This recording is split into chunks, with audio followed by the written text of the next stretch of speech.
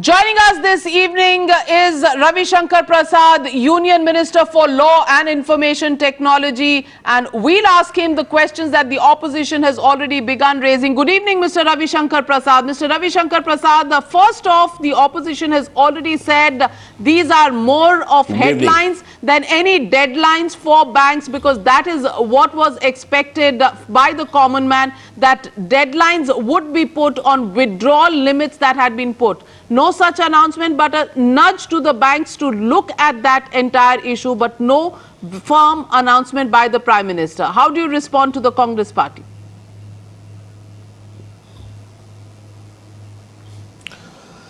Well, I will come to the Congress response a little later, but let me at the very outset say, Navika, nothing better can be expected from them. Okay? The way they have opposed this whole great shudhi exercise, if I can use the expression of the Prime Minister, to bring India on the path of probity and propriety. I dare say they have patronized it for the last 10 years. They are quite jittery about corruption being unfolded. People are coming on the path of probity and propriety. I think I would expect Congress party to really introspect the kind of bitter language and bitter campaign they are unleashing. They are losing ground. I can only say, learn to do your homework well. But let me come on a larger issue, Navika, and you very rightly pointed out. It was the speech of a Prime Minister who was also a statesman, a true leader of the country, where he was appealing to the instinct of probity, propriety and truthfulness of the people of India. He said, we will be very firm in the fight against corruption and the corrupt. He didn't spare the bank people, though he appreciated their hard work, the officers. And it was not a speech in statistics, you very aptly observed. But except one, only 24 lakh taxpayers of the country show their tax as 10 lakh and above. I think that was a great statement, a great education for the country, what is required to be done. The second thing is really trusting the right instinct of Indians. You have fought as one in the wars of 62, 65, 71, 99. I am very happy you are fighting and won in the war against corruption, the corrupt and the black money. And the third thing, he realizes that their pains. And therefore you have already recounted many of these very path-breaking announcements. But all those in a very significant way, where I would say the reduction in the interest rate for the urban housing, for the rural housing, for pregnant women, for our farmer friends, as to how 60 days of their entire interest on loan to be extended to 41,000 crores by NABARD now will be shared by the government, owned by the government. And most of all, Navika, you must not forget, 3 crore Kisan credit card will become Rupee card. It is a path-breaking announcement made by him. This was not a speech in statistics. But what is important is, he has exhorted the banks that now you have got enough money in the kitty of the bank, come with more pro-poor initiative. Those who are deprived, those who are lower middle class, and also for the middle class. Therefore, in totality, if you see, it is a very historic speech where the PM is connecting with those Indians, majority of Indians feel for probity, propriety and honesty. And he is saying, come ahead, this government will be the friends of those who are honest. And this government will try to bring on the path of honesty to those who have gone wayward.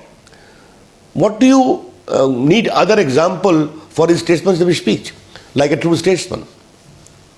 Mr. Ravi Shankar Prasad, the other question that many were asking is, and you've hinted upon it, that he did give a nudge to the banks that you have enough money now. Are we looking at this nudge to translate into interest rate reductions for people? Because there's also a safety net for senior citizens that he announced. So are are banks now going to follow what the Prime Minister has said? Will we see an interest rate cuts which will bring down EMIs for the common man in urban areas, and also rev up the economy as far as investments are concerned? Because so far in the industrial sector, we haven't seen any big investment announcements coming, which is why jobs continue to be a problem. So first, are we going to see an interest rate cut coming up from the banks? Oh, first of all, Navika, you should not forget the Prime Minister also said, I respect the autonomy of the banks. Yet he appealed to them. Therefore, surely so much of cash has come. And by the way, all the cash which is in bank is not white. Those who have deposited will have to account for it and also pay tax. The tax net will also widen, as Arun Jaitley has indicated, is showing the signs of that. But since you talked of interest rate, I cannot make any comment. The bank should need to make any comment. Surely the bank will take a positive initiative in the light of PM's appeal and also to push India on a high trajectory. But Navika, kindly appreciate three things. Number one, this great announcement of reduction of interest rate in case of 4% for 9 lakhs and 3% in case of 12 lakh, and the rural loan scheme, how much push it is going to give to housing for the country? You understand that? Because real estate sector was something people were talking about. It must come clean, it must be honest, it must be a robust industry with concerns for propriety and probity, which is found to be lacking in many cases. You talked of industrial output. Surely we all need to work, but Navika, through times now, I need to tell the people of India that as an electronic minister, we are pushing electronic manufacturing in India in a very big way. Though we have got 105 crore mobile phone, but we decided to make India a big hub of mobile manufacturing. And I'm happy to share with the viewers today that in India, in the last 1.5 years, 40 new mobile manufacturing units have come. And 30 starters and batteries and others, the ancillary is part of it. More than 15 are only in Noida and Greater Noida. We have given employment to 1 lakh people directly and 3 lakh people indirectly. Therefore, large new areas are coming up in the field of employment and also development. But more is required to be done. And I would feel that India is on the march of probity and propriety. That I'm experiencing every day as an IT Minister of India. And one statistics which you yourself put as far as digital education is concerned, Navika, 2 lakh common service centers started teaching, only 80 lakh was the target. They brought it to 1,31,000 crores. 1 crore 31 lakh by this evening. That's how it is going. India is truly becoming digital in terms of empowerment and also payment. We need to understand that. But Mr. Ravi Shankar Prasad, this is a 125 crore people country. That's the population of the country. So just 1 lakh jobs being created or 3 lakh indirect jobs being created certainly isn't enough. People are looking at employment in a big scale. So some steps have been taken by giving, more loan facilities and concessional loans to the MSME sector, the small traders, the small businessmen, and the farm sector. Also, with the 60-day loan subvention that has been given, and also the fact that more loans will be given to farmers through NABARD. Is this all an announcement because a 50-day step had been taken and hardships had been felt by people, or is it the run-up to the Uttar Pradesh elections, which is politically so very important for the BJP? First, I must clarify to you very clearly. In the IT sector, Navika, 30 lakh direct employment is there and 3 crore indirect employment is there. This whole digital India is going to become a $1 trillion economy along with electronic manufacturing. The digital push which we are giving today, I just talked of 2 lakh common service centers. All of them are employing about 4 to 5. Some are giving 10 employment, from banking to insurance to railway ticketing to making Aadhaar card. You are not understanding how many new jobs are being created. E-commerce, how much is new job being created? And most important, you need to understand this Mudra Yojana, which the PM referred to. Who have been the beneficiary of Mudra Yojana? Small, marginal carpenters, panwalas, chaiwalas. they are giving so much of job opportunity at the local level to people, 4 to 5 to 6 to 7 each initiative or business operations. Therefore, many jobs are being created. One day I will have a detailed dialogue with you as far as employment is concerned. But your point is very well taken. This great initiative to increase the guarantee by the government from 1 crore to 2 crore in case of MSME is going to accelerate growth like anything, I want to tell you. Yes, other new areas are also required to be done. New areas are coming up in India in a very big way, from digital economy to digital payment to this common service center initiative on the ground level, what kind of new jobs they are creating. Do you know, I just want to tell you, just Uber company just had a MOU with the common service centers to only recruit drivers for their taxis from all over the country with their training and police verification. Thousands of people are getting jobs. Therefore, new areas of jobs are coming about. You should not see jobs only in the case of white collar. But Mr. Ravi Shankar Prasad, one of the major problems that common people were facing, Mr. Ravi Shankar Prasad, the common people were facing a problem as far as queues in banks are concerned, ATM withdrawal limits are concerned, even your own money from the bank, you know, more than 24,000, even if you have money, you can't withdraw from the bank. So withdrawal limits were something that the common man wanted some easing of norms to be announced. So far, we've only seen a nudge from the Prime Minister to the banks, but no withdrawal of that limit being announced by the Prime Minister. Will that be a big disappointment for the people? Not the least, ATM withdrawal in one go has already been doubled. You know it very well, announced yesterday. 24,000 is there per week. You know it very well. The larger issue is, when we talk of digital payment, we are not discounting cash at all. Cash will be there. The PM also said we have to have a proper balance of the cash payment and the digital payment. That's very important. Therefore, other you can supplement, and you have yourself shown on your channel, which we have been collecting on a almost every week basis or maybe 2-3 days, that the digital payment from various digital platforms has risen from 400% to 2,000%. Surely it is going to pick up all the more. If 3 crore credit card becomes RuPay card in the coming 3 months, you will see what the difference will be there. And whether it is fertilizer, whether it is sowing in Rabi crop, all has indicated a great percentage of development. Therefore, I understand, yes, pain on withdrawal of money for the first 1 month was there. We have acknowledged that. You have also shown that. But you have also seen nearly 800 crore rupees have been recovered from those who are trying to blackmail and swindle and also abuse the system.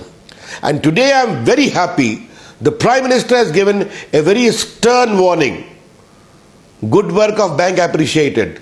Those very few who abuse, including government employees and officers, will not be spared. This firm commitment of the Prime Minister that India is honest, Indians are honest, those few who abuse will not be spared. I know it is creating problem for the Congress party because of their past, but we are not going to be influenced at all. India today stands awakened with Narendra Modi ji in the fight against corruption to make India a more honest, accountable country with probity and propriety. Let's cheer it about.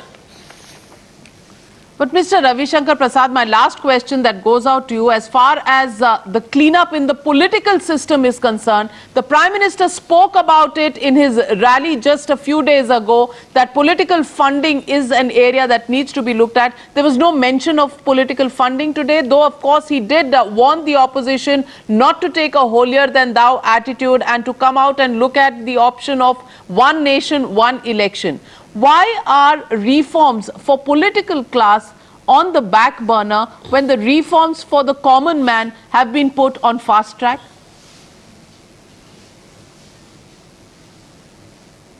Navika, I will just reply to a very legitimate question, but let me share with you one more important development for the viewer of the country on the big channel times now. We have seen how Hawala is down. We have seen, because of this issue of all these thousands and 500 rupees going out of tender, how have terrorists, the Maoists have been affected. But the most important and moving experience I learned yesterday, a resurgent India research has shown that human trafficking in case of little girl child and our sisters for sex slave has completely come to a grinding halt. All the girls used to be procured from all over the country, and November was the month for their disbursal. And all the payment to the pimp, to the touts was mostly about 100% cash and 90% 1,500 rupees note. That has come to a grinding halt. I think this is a truly extraordinary achievement for which we need to be proud of. Now, coming to your question of cleaning the political process, the Prime Minister himself has been talking about it. He has himself stated that even a political leader is found to be abusing the system, he will not be spared. And you can know very well, if one of the persons supposedly close to BJP in Madhya Pradesh was found to be abusing it, was he spared? He was not. As far as the political process funding is concerned, it is a larger issue of making our whole system more transparent. And holding elections together is a part of that. We have appealed to the Election Commission. Let Election Commission call a meeting of all the political parties. Let's discuss it and ultimately take a call. It is also an important agenda of priority for the Prime Minister. He has talked about holding common elections and also talked about political funding. And surely, if the people of the country today are on the path of righteousness, we, those who are in political parties and political process, need to acknowledge that we have to also properly reinforce our own fences as far as the larger standards of accountability, probity and propriety is concerned. That point is fairly well taken. And surely, with the leadership of the Prime Minister, will push also in that direction. Well, Mr. Ravi Shankar Prasad, you and your party have been claiming the success of the remonetization exercise on the grounds that you have won the recent civic polls in several states. But the real test will come when the Uttar Pradesh elections are held. Announcement expected any time now. But Mr. Ravi Shankar Prasad, will that be the referendum on the remonetization exercise and the popularity of Navika, the Navika, only one point. Navika, only one thing. Navika, only one thing. Are you afraid to connect the remonetization success to the results of the UP elections, Mr. Ravi Shankar Prasad? No, I'm not. My opponents are campaigning everywhere, from Chandigarh to Chhattisgarh to Maharashtra to Gujarat to Assam. They are doing it. People of the country are trusting us, are trusting all the more. UP, we want UP to come on the path of development against the scourge of misrule and corruption of the two parties, the Samajwadi and the BSP. That's our larger issue. But today's announcement is not a state election specific. It is an announcement for the people of India to further encourage them on the path of honesty, probity and propriety.